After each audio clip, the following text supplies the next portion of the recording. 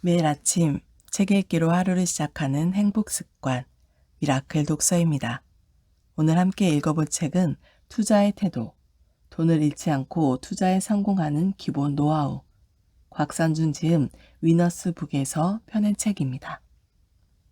목차, 추천사, 들어가기, 돈의 타락대 생산성 향상. 1. 투자는 공격보다 방어가 먼저. 2. 주식은 심리 게임이다. 3. 성공 투자 법칙. 4. 실전 주식 투자를 위한 기반 지식. 5. 투자자의 유형. 맺은 말, 어떤 투자자가 될지 결정하고 시작하라.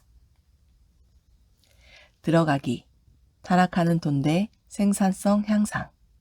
타락하는 돈. 옛날 옛적 이야기로 시작해보자. 어려서 하드로 불리우던 아이스크림은 어린 아이들에게 가장 먹고 싶은 선망의 것이었다. 엄마가 어떤 심부름을 시키던 하드 하나면 그 심부름은 어렵지 않았다. 그 하드 하나 가격은 10원. 네모난 통에 까만 가처럼 생긴 고무 뚜껑을 열면 그 안에 드라이 아이스와 함께 하얀 비닐 포장이 들어있는 아이스바.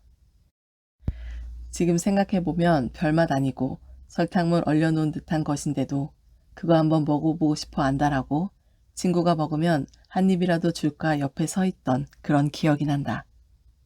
어려서 폐병을 앓은 탓에 쥐약 전 큰 병원에 자주 다녔던 기억이 있다.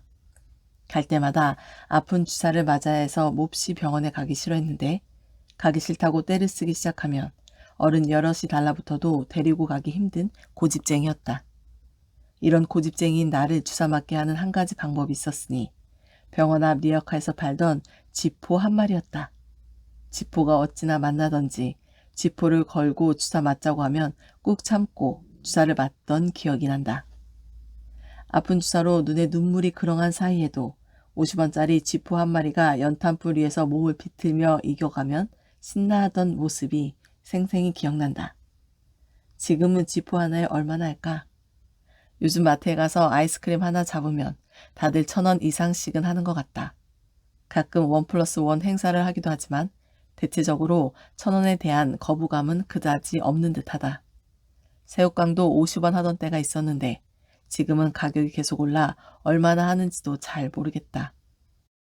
하드를 놓고 보면 10원이 1,000원이 되었다. 효용 가치는 약간 올라가긴 했지만 사실 하드는 큰 변화 없이 그대로 하드인 것인데 돈 가치는 따지고 보면 100분의 1로 떨어진 것이다. 돈이 화폐화된 이후 돈의 가치는 대체적으로 꾸준히 하락하는 방향을 걸어왔다.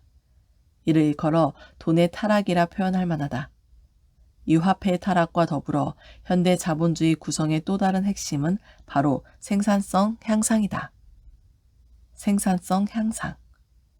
자본주의 동력의 핵심 중 하나인 생산성 향상. 과거 수십, 수백 명의 농부가 생산하던 쌀을 이제 한두 명이 생산한다. 그것도 더 빠른 시간 안에 말이다.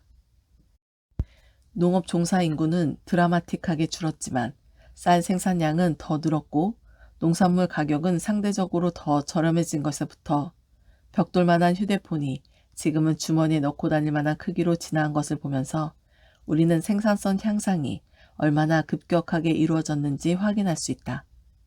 예전 같으면 연구소에 있어야 할 컴퓨터가 내 주머니에 들어와 있으니 이 얼마나 혁혁한 생산성 향상인가. 어렸을 때 MSX 컴퓨터라는 286 컴퓨터를 샀던 기억이 있다.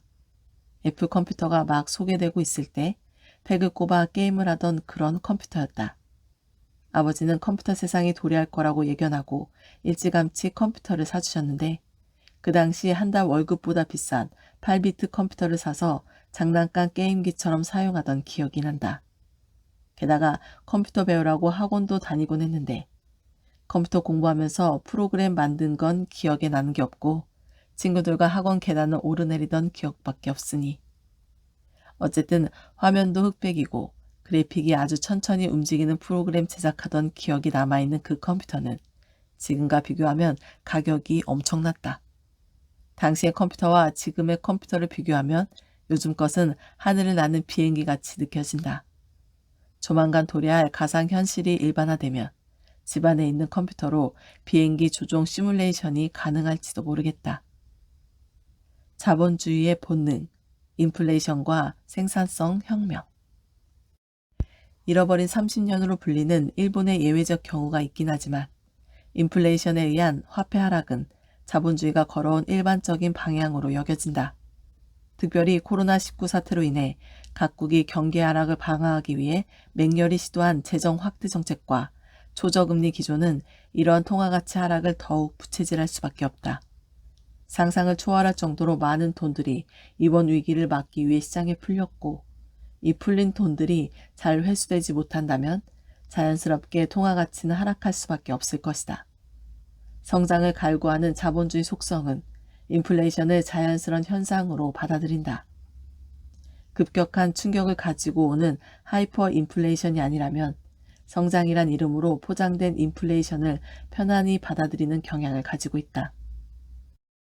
자본주의 활동의 또 다른 날개인 생산성 향상이란 것은 꾸준히 정방향으로 발전되어 있다. 그리고 대체적으로는 같은 값으로 더 좋은 물건을 살 수 있는 방향으로 가고 있다. 물론 과점에 의한 퇴행이기도 했지만 세계가 연결된 지금 이러한 생산성 향상은 거스를 수 없는 대세가 되고 있다. 국제적으로 무역이 활발해지고 국가 간의 장벽이 온라인을 통해 해소되면서 생산성 향상은 급속도로 진행되고 있다. 근본적으로 자본주의에서의 생산성 향상은 인간의 욕망에 근거하고 있다. 자본주의 시스템에서 생산성 향상이 이루어지는 근간은 더 좋은 물건을 만들어서 남들보다 더 많이 팔고 더 높은 수익을 내겠다는 의지가 내면 속에 담겨 있다. 물론 위에서 언급한 대로 독점이 이루어지면 투자 없이 더 많은 수익을 내고자 하는 욕망도 실현 가능하다. 그런 점에서 독과점에 대하여 혹독하게 다루는 미국은 그야말로 자본주의의 전형을 보여주는 국가라 표현할 만하다. 어쨌든 자본주의에서 목도되는 인간 욕망에 근거한 생산성 향상은 자본주의 특유의 문화라 할 만하다. 또한 이는 투자에 있어서도 매우 중요한 포인트이기도 하다. 최근 이러한 생산성 향상 속도는 점차 빨라지고 있다. 인공지능이 일상화되고 있는 현 시점에서는 월등히 빠른 연산 속도를 근거로 기술 진보의 속도가 가속 페달을 밟고 있다. 실제로 미래 20년 후를 예측한다는 것은 이제 거의 불가능할 정도로 진행이 빠르다. 영화가 현실이 되는 그런 사회가 지속적으로 도래하고 있으니 말이다. 인플레이션 대 생산성 향상, 그리고 투자. 자본주의의 여러 속성 중 이 두 가지를 언급한 이유는 이것들이 투자에 있어서 가장 중요한 핵심 아이디어이기 때문이다. 이 두 가지를 이해해야만 우리는 투자의 본질을 깨달을 수 있고 좋은 성과를 거둘 수 있다. 투자는 마치 인플레이션과 생산성 향상이라는 두 물결 위에서 노를 저어가는 여행과 같다라고 생각을 하곤 한다.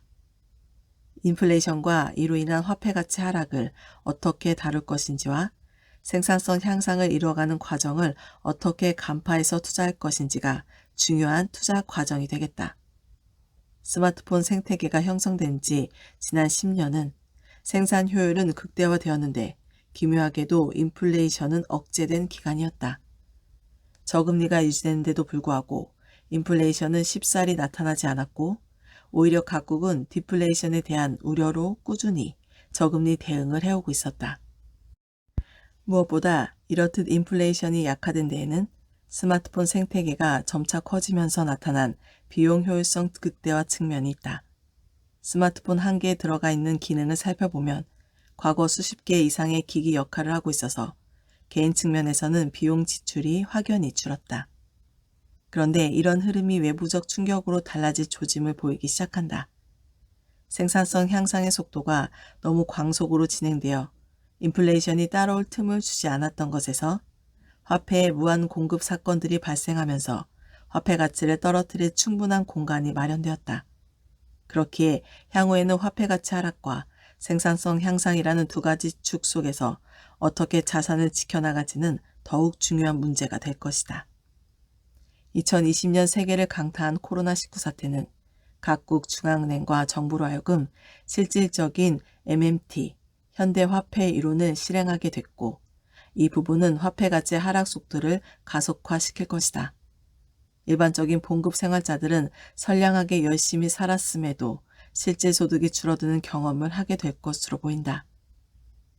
자산을 지킬 방법이 필요. 생산성 향상과 화폐 가치 하락 속에서 어떻게 자산을 지키고 키워나가야 할지는 삶의 중요한 요소로 자리 잡을 것이다.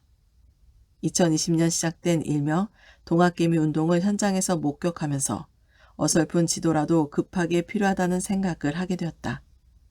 무엇보다 현장에서 실전 투자를 해본 사람의 경험담이 필요하다는 요청이 많았다. 이론적 이야기를 다룬 책은 많지만 실패라 할지라도 현장에서 직접 투자를 경험한 책들의 책이 많지 않다는 것이 매우 아쉬웠다. 그리고 투자 세계와 실전 투자에서 어떻게 돈을 버는가 하는 문제보다 훨씬 더 중요한 어떻게 하면 돈을 잃지 않는가에 대한 책이 많지 않다는 것도 아쉬운 대목이다. 2008년 이후 약 10년간 미국 시장은 시장 참여가 투자 성공으로 이어지는 것을 경험하게 해주었다. 금융시장은 가끔씩 이런 일들을 우리에게 선사하는데 한국 주식시장의 경우 2000년 IMF 대세 상승장 이후 저절로 돈 벌게 해주는 시기가 매우 짧았다. 이번 2020년 동학개미 운동으로 지칭된 운동이 20년 만에 그런 시장 흐름을 만들 가능성을 배제할 수 없는 상황에서 투자에 처음 뛰어든 일반 투자자에게 투자의 궤도를 안내할 나침반이 절실한 상황이다. 특히 사이버라이제이션이라고 표현할 정도로 세계의 변화 속에서 각 개인들은 각자 도생의 길로 뛰어들었다. 그 나침반이라는 것이 개인적 선호에 의해 취사 선택되는 상황이 도래했다. 각 개인에게 적용될 맞춤형 가이드를 받는 길은 찾기 더 힘들어진 상황이 아닌가 싶다. 물론 과거에도 제대로 된 길 안내를 받기란 이 금융시장에서 쉽지 않았다. 이런 상황 속에서 부끄럽긴 하지만 작은 길 안내 책자가 필요하다는 생각이 준비가 덜 된 필자에게 글을 쓰게 강제했다. 2000년 닷컴 버블 장세 이후 퇴장한 수많은 투자자들의 절처를 밟지 않기를 바라고 건전한 투자 문화가 조금이나마 정착되어 한국의 자본시장이 미래 꿈나무들을 위한 추진제로 자리 잡기를 소망한다. 또한 성실히 일한 사람들의 미래에 대해 보다 희망을 줄 수 있는 곳이 한국의 자본시장이 되길 간절히 바란다. 가능하면 쉽게 접근할 수 있도록 일반 투자자들을 위한 글쓰기를 시도했다. 글도 거칠고 내용도 빈약하기 짝이 없다. 그러나 실전 현장에서 수많은 시행착오와 가다듬기를 거듭하면서 쌓아왔던 경험치는 투자를 시작하는 후배들에게 조금은 도움이 되지 않을까 싶다. 투자를 시작하는 사람들에게 소박한 여행지도 하나를 건넨다. 자, 그럼 조금은 어려울 수 있지만 신나고 재미나고 우리 미래를 희망차게 만들어줄 투자의 여행을 떠나보자. 곽상준 1. 투자는 공격보다 방어가 먼저. 자전거 타듯 투자하기. 자전거를 탈 줄 아는가? 투자를 자전거 타는 이야기에 빗대어 설명하고자 한다. 자전거는 잘 타는 사람에게 무척 쉬운 일이긴 하지만 처음 배울 때는 중심 잡기가 여간 어렵지 않다. 뒤에서 누군가 중심을 잡아주고 기우뚱거리며 중심 잡기까지 시간이 좀 걸린다. 그런데 중심을 잡고 나면 이 쉬운 걸 왜 못했을까 싶기도 한 것이 바로 자전거 타기다. 투자가 이와 비슷한 면이 있다.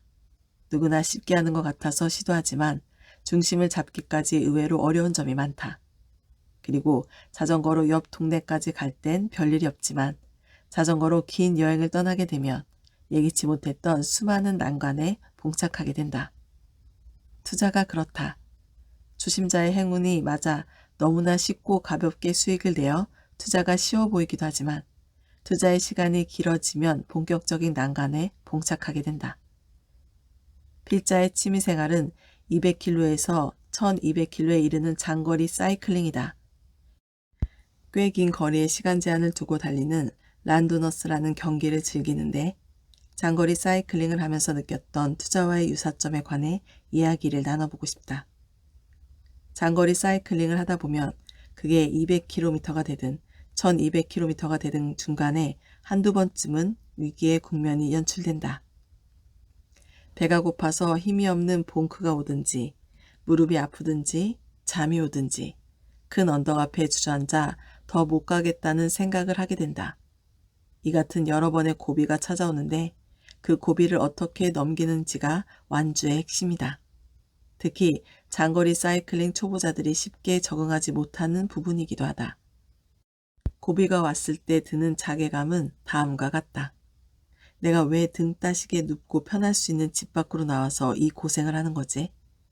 이거 완주한다고 특별한 상을 얻는 것도 아닌데 내가 왜 지금 이 짓을 하는 거지? 그냥 포기하고 집에 간다고 아무도 나에게 뭐라고 하지 않는데 편하게 여기서 마감하자. 여기서 더 타다가는 사고가 나든가 다치든가 한다. 그만하자. 앞으로 놓인 코스가 너무 험해서 이 힘든 걸 더한다는 건 무모해. 그만해야지. 여기서 무리하면 향후 생활하는데 분명 지장이 있을 거야. 포기할 많은 이유들이 머릿속에 떠오르면서 실제로 포기하는 경우가 많다. 그러나 자전거 경력이 많은 사람들은 어려운 고비와 순간을 뚫고 넘어야 완주의 성취감을 만끽할 수 있다는 사실을 경험을 통해 알고 있다. 물론 오래도록 타서 체력이 준비되어 있기 때문이기도 하지만 그들에게도 분명 힘든 시간은 있다. 그럼에도 경력자들이 완주를 할 수 있게 하는 원동력은 경험을 통한 자제력을 가지고 있기 때문이다. 지금 힘든 거 맞지만 이 고비만 넘기면 완주할 수 있어. 나만 힘든 게 아니라 이 구간은 누구에게나 힘들 거야. 포기하지 않고 조금만 지나면 또 나아질 거야. 이런 여러 가지 경험치가 쌓이다 보면 어려움이 찾아왔을 때 의리에 올 게 왔구나 하면서 초보 때보다는 좀 더 쉽게 넘기기도 한다. 포기하지 않고 정진하면 정말 안 올 것 같이 여겨지던 목적지에 결국엔 도착하는 것이 장거리 사이클링에서 배운 점 중 하나다. 그런데 이런 장거리 사이클링에서 느낀 감정이 투자에 어떻게 도움이 될까? 투자가 좋아서 증권회사에 입사하고 어느덧 20년의 세월이 흐르는 동안 증권사 현장의 모습은 참으로 많이 변했다.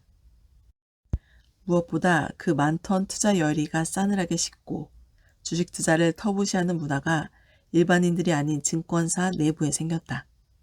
이는 여러 어려운 과정을 거치면서 수많은 사람들이 투자를 포기하거나 시장을 떠났기 때문이다. 그렇다. 장거리 사이클링을 통해서 배운 투자의 미덕 하나는 인내다.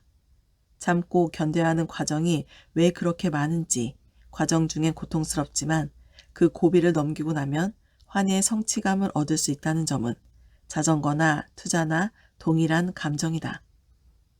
투자자에게 필요한 첫 번째 덕목이 뭐냐고 묻는다면 필자는 주저없이 인내를 첫 번째로 꼽는다.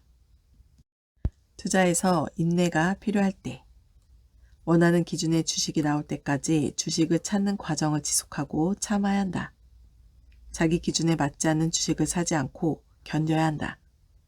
자기가 분석한 것이 실제화되는 데까지 시간을 들여 기다려야 한다. 5배에서 10배 이상 수익을 내는 종목군들은 그 과정이 하루아침에 이루어질 수 없다. 그만큼의 충분한 인내가 필요하다. 시간 없이 수익은 없다. 그 오랜 시간을 참아내야만 환희의 결과치에 도달할 수 있다.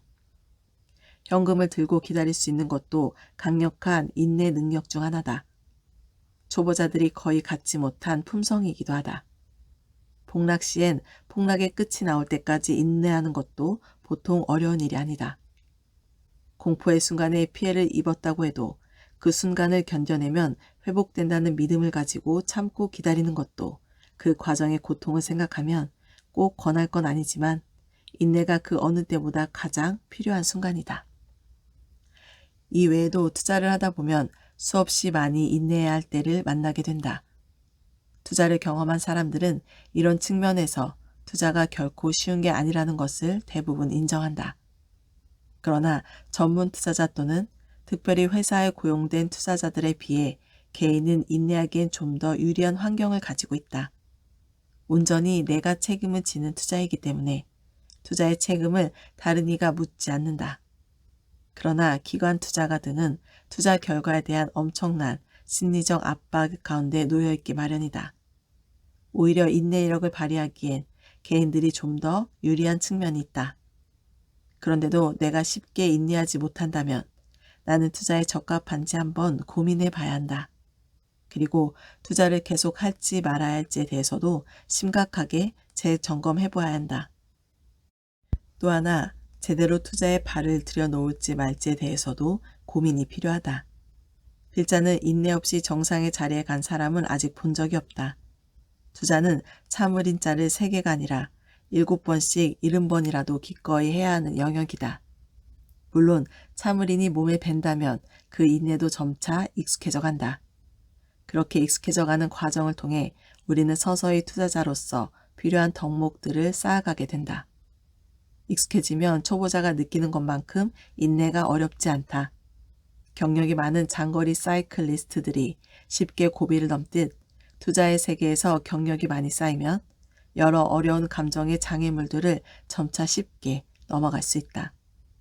이런 여러 덕목을 쌓기 전에 반드시 기억해야 하는 투자의 원칙들이 있다. 투자는 먹는 게임이 아니라 안 깨지는 게임. 주식 투자하는 사람들끼리 하는 말이 있다. 주식은 먹는 게임이 아니고 안 깨지는 게임이라고. 깨지는 것만 피하면 주식 투자로 돈 버는 건 어려운 일이 아니라고. 너무 뻔한 이야기처럼 들리지만 사실 여기엔 상당한 수준의 노하우가 들어가 있는 경험칙이다. 투자로 수익을 내본 사람들은 거의 공통적으로 고개를 끄덕이는 대목이기도 하다. 왜 이 부분이 중요한가 하면 자산 증식에 있어 핵심적이고도 가장 빠른 방법이기 때문이다. 안 깨지는 게 가장 빠른 방법이라고? 이해가 안 되는 독자들이 있을 텐데 본책에서 그 부분을 귀에 못이 박히게 다룰 계획이다. 실제 투자 현장에서는 수많은 사람들이 깨질 것을 각오하고 투자에 뛰어든다. 그러나 성공 투자는 절대 그것이 아니다. 깨지길 각오하고 수익의 바다로 뛰어드는 게임이 아니라 안 깨지는 길만을 찾아서 걸어가는 길을 찾기 게임이다. 정확히는 안 깨지는 투자가 이기는 게임이다. 핵심적인 사항은 책에서 계속 강조하게 될 것이다. 왜냐하면 이 사실을 머릿속에 각인하지 않으면 우리는 패배하는 게임을 할 존재들이기 때문이다. 주식시장에 참여한 시점에 따라서 사람들의 수익률은 천차만별로 벌어진다. 소위 일컬어 초심자의 행운이라는 것도 보통은 진입 시점에서 결정되는 부분이다. 2008년 리먼 사태 이후, 2019년 일본 수출 규제 이후, 2020년 3월 같은 폭락시장 직후에 시장에 진입하면 시장이 나를 성공으로 떠밀었을 것이다. 반대로 2000년 닷컴 버블 이후, 2007년 호황 장세 끝, 2018년 1월 바이오 버블 이후 시장에 뛰어들었다면 열심히 노력해도 좋은 결과를 얻기는 어려웠을 것이다. 시장이 열광할 때 들어오면 십중팔구 낭패를 당하고 시장이 초상집이 되었을 때 들어오면 강력한 초심자의 행운을 맛볼 수 있다. 아마 이 책이 많이 팔린다면 시장 상황이 좋을 때일 것이다. 그러니 과거보다 시장이 괜찮다고 생각되는 시점에서 이 책을 집었다면 투자하는 데 매우 신중해야만 한다. 왜 그런지에 대해서는 뒤에서 계속해서 설명할 테니 이 책을 다 완독하고 나서 투자에 임하길 권해본다. 문제는 초심자의 행운이 곧바로 실력이 되지는 않는다는 것이다. 일반적으로 상승장에 참여해 수익을 내본 사람 가운데 위험 관리에 대한 개념이 생기기도 전에 하락시장을 맞이하면 처참하게 무너지는 경우가 다반사다. 그리고 사실 이런 하락의 경험을 몇 번 하고 나면 주식은 먹는 게임이 아니라 안 깨지는 게임이다라는 말이 귀에 들어오기 시작한다. 안 깨지려면 투자의 태도가 안 깨지도록 만들어져야 한다. 그런데 이게 말처럼 그렇게 쉽지 않다. 그래서 보통은 처절한 실패를 경험하고 실패의 교훈을 쌓아가면서 조금씩 자신의 태도를 바꾸게 된다. 물론 그 사이에 많은 사람들이 시장을 떠난다. 내가 여기에 다시 들어오면 성을 갈겠다 라고 이를 갈면서 말이다. 필자와 함께 투자를 이야기했던 업계 선배 중 투자의 세계에 그대로 남아있는 사람은 이제 많지 않다. 심지어 과거 증권사에서 근무했던 사람을 고객으로 만난 적이 있는데 시장에 대한 무지함에 충격을 받았던 적이 있다. 아무리 증권사 또는 은행 보험 등 금융회사에 재직하고 있다고 해도 스스로 생각하고 고민하고 공부하고 경험하면서 자기 자신을 수련하지 않으면 결코 시장에 대해서 이해하기도 어렵고 투자에 대한 지식을 얻을 수도 없다. 안 깨지기 위해서는 적절한 위험 관리가 필요하다. 그러나 인간이란 존재가 묘해서 성공을 여러 차례 하거나 수익이 쌓이게 되면 자연스럽게 자기가 잘해서 그렇게 되었다는 착각을 한다. 어쩔 수 없는 인간의 굴레다. 그런데 사실은 그 굴레가 기회이기도 하다. 모든 사람들이 투자에 완벽한 성향을 가지고 있다면 투자의 기회가 이렇게나 많이 생기지는 않을 것이기 때문이다. 인간이 심리적 존재라는 사실은 투자의 틈이 크게 열려 있다는 것을 의미하기도 한다. 사실 투자에서 성공하는 방법은 이론적으로는 너무나 뻔하다. 사람들이 공포에 빠져 있는 공포 국면에는 진입을 하면 되고 환호하는 순간에는 퇴장을 하면 된다는 점은 누구나 쉽게 이론적 접근이 가능하다. 그러나 실제 현장에 들어가서 자기가 그 공포와 환희를 경험하면 상황은 전혀 달라진다. 이는 마치 운동 경기를 TV로 시청하는 것과 본인이 직접 경기를 할 때만큼이나 큰 차이를 나타낸다. 예를 들어 프로야구 경기를 볼 때 우리는 시속 120km쯤밖에 되지 않는 공을 타자가 치지 못하면 저게 뭐냐고 힐난하는 경우도 있다. 그러나 동호인 야구에 나타 타석에 120km 내외의 공을 대해본 적이 있는가?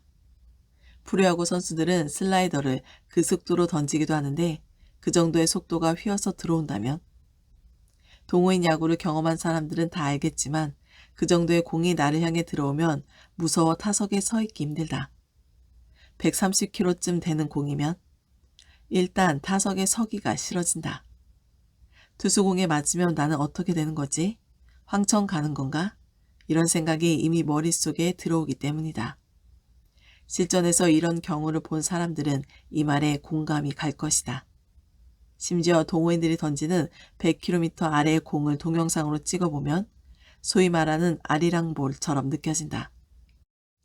그러나 실전에 들어가면 시속 100km만 되어도 타석의 타자는 부담스럽기까지 하다.